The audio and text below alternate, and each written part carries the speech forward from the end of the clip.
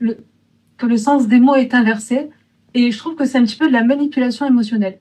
On est le pays en Europe où on travaille le moins dans la semaine, le moins dans l'année et le moins dans la vie.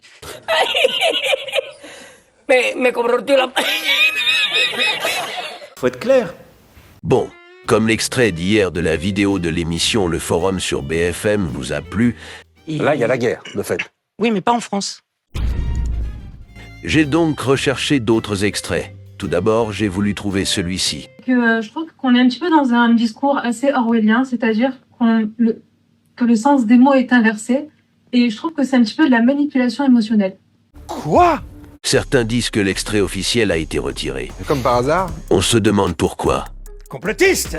Et puis, il y a cet extrait qui m'a pas mal fait réagir. Vous leur demandez de piocher dans leur livret d'épargne pour réarmer. Échange tendu entre Caroline Métral, infirmière, et le député de droite républicain Jean-Didier Berger. Donc si on veut pouvoir passer de 50 milliards à 100 milliards pour le budget de la défense, il faut éviter d'avoir demain, au lieu de 50 milliards ou 55 milliards d'intérêt de la dette, de passer à 100 milliards. Si on met cet argent, si on crame la caisse et qu'on met cet argent dans autre chose que dans la défense, alors on n'y arrivera pas. Mais quels sont les sacrifices qu'on est prêt à faire tous ensemble ? Je crois que les Français commencent à en avoir ras-le-bol de devoir toujours faire des sacrifices. Mais bon, ce n'est que mon avis, hein. Est-ce qu'on est prêt à dépenser moins pour le système social ? Est-ce qu'on est prêt à travailler davantage ? À un moment, il faut arrêter de nous prendre pour des cons. On nous prend pour des cons ! Pour créer la richesse nécessaire pour réduire les déficits d'un côté et donner plus à nos armées pour éviter qu'on soit démunis, qu'on n'ait pas assez de munitions. Comprenez, chers Français, si vous voulez que la France ne soit pas démunie, pour éviter qu'on soit démunis, et qu'elle ne manque pas de munitions, qu'on n'ait pas assez de munitions, pour une éventuelle guerre dont Manu ne fait pas de surenchère, il va falloir mettre la main à la poche. Qu'on ait divisé notre nombre de chars par 3, qu'on ait divisé notre nombre d'avions par 2 depuis les années 90. Et en plus de cela, c'est pas comme si la France avait déjà donné ses propres munitions à d'autres pays. Ah non, non. Tout cela va, Je vous provoque, je fais exprès. Ouais. Si on veut éviter tout ça, eh bien, il faut s'en donner les moyens. Il faut qu'il y ait une prise de conscience. Prenez conscience, chers Français. Parce que si chacun reste en regardant sa situation personnelle, son entreprise, le destin de son enfant, de son père, de son frère, alors on n'y arrivera pas. Bon, je vous mets un exemple d'une de mes idées pour pouvoir financer leur projet.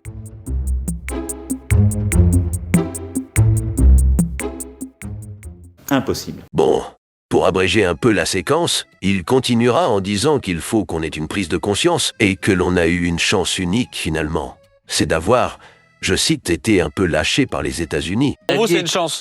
Ça peut être une opportunité si on s'en donne les moyens, si on se coordonne à l'échelle européenne et qu'on a en France une attitude responsable. Ça recommence. Une attitude responsable et qu'on accepte de faire des efforts. Des efforts. Les Français en ont assez. Ils ne font que ça.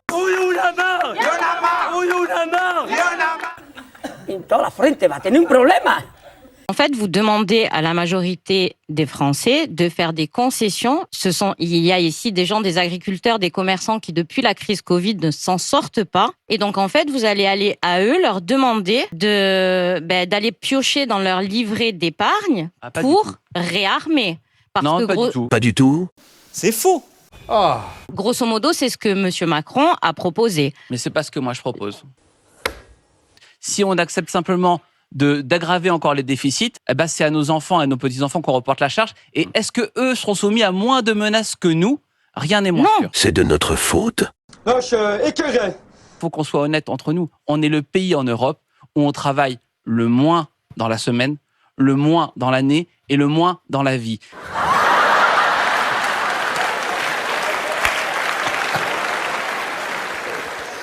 Ouais, genre pour les cons, hein ? Ça tombe bien. J'avais déjà fait des recherches là-dessus, il y a quelques mois. Flashback. Sur cette carte de 2024, on n'est pas les derniers du tout. A contrario, les Pays-Bas, 32,2 heures, l'Autriche, 33,6 heures et l'Allemagne, 34 heures, sont les États qui affichent les moyennes les plus basses. Une manière très simple de le dire, c'est qu'en moyenne, un Français travaille nettement moins que ses voisins. Fin du flashback. Bon, À ce moment-là, il ne faut pas s'étonner qu'on n'ait pas les moyens d'être aussi bon dans d'autres domaines comme celui de la défense.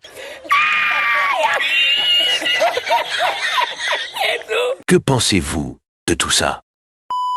N'oublie pas de partager.